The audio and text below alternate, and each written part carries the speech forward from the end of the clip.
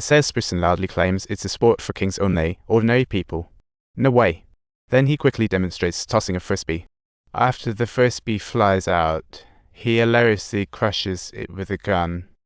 His relative just rolls their eyes and comments, "The bespectacled man's wife is frantically trying to keep her children safe."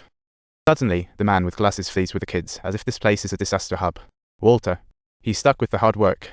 Now, he's in charge of launching frisbees, entertaining these two thrill-seeking old-timers, and suddenly, life in the countryside is a blast. At night, he takes out the blurry old photo again. Suddenly, a noise at the door. Hab's sleepwalking. He tries to wake Hab, but Jess swoops in, warning Walter not to wake him like this. Last time, he was almost knocked out cold.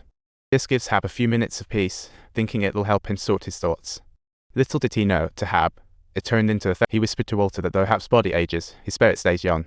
20 years ago, he was more energetic than 20 youngsters. Hab stays by the lake, seeking Jasmine. Walter wonders who she is. But her story is too long to tell briefly. But Walter's eyes grow more pitiful. Jess can't resist the kid's pleading look. In summer 1914, young Hab left his freedom-seeking clothes at home. Life so bleak. At the right time, he persuaded equally impulsive Jess to join him in war-torn Europe. What a duo!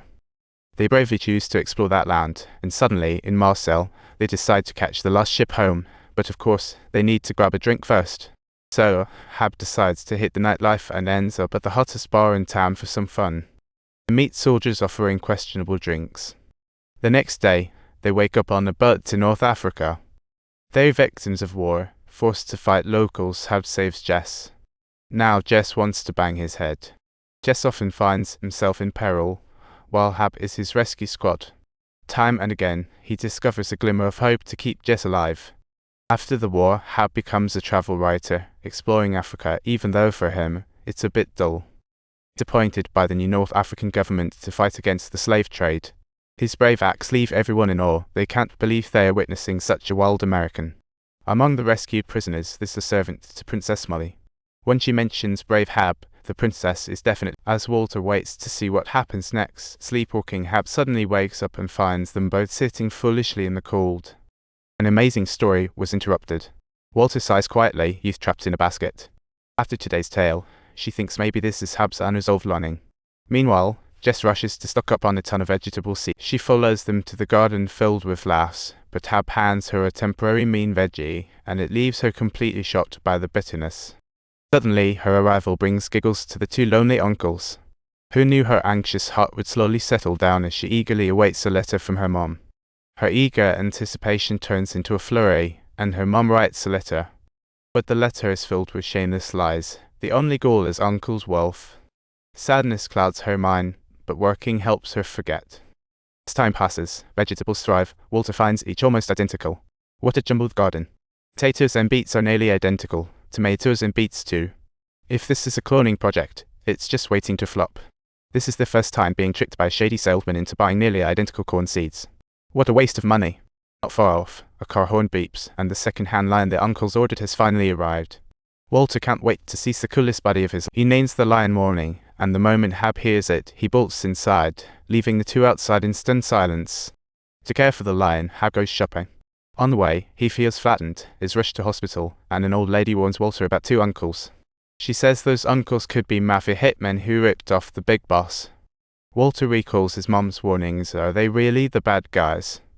Could it be that the old lady's words were actually correct? As Jess reflected back, he recalled a day when Hab was riding his horse by the Mediterranean, and suddenly another black horse showed up. The rider donned a black cloak, creating a stark contrast with Hab's white robe, as if itching for a shoulder. Hab was hailed as North Africa's best rider. He aimed to prove it by leaving the black cloaked stranger in the dust.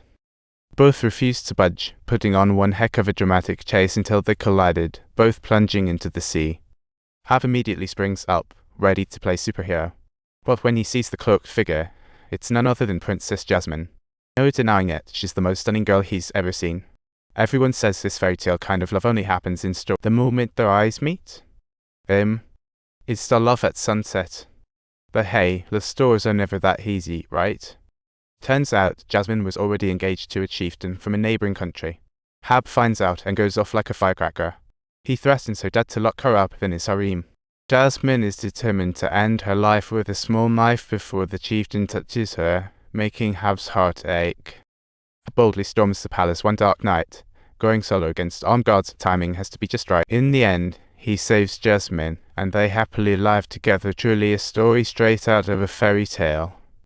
Subtitles. With a loud crash, Hab throws everything around him away. Despite feeling aged and lacking in physical strength, he still firmly believes he is young at heart. Hab's stubbornness is eye-roll-worthy, leaving just questioning the entire story's validity. Maybe that old lady was right. At the pub, they met troublemaking punks who attacked immediately. The lead kid grabs Hab, boasting, "I brought millions to the battlefield." And just like that, his hero dreams turn into a play-by-ear situation. What a laugh.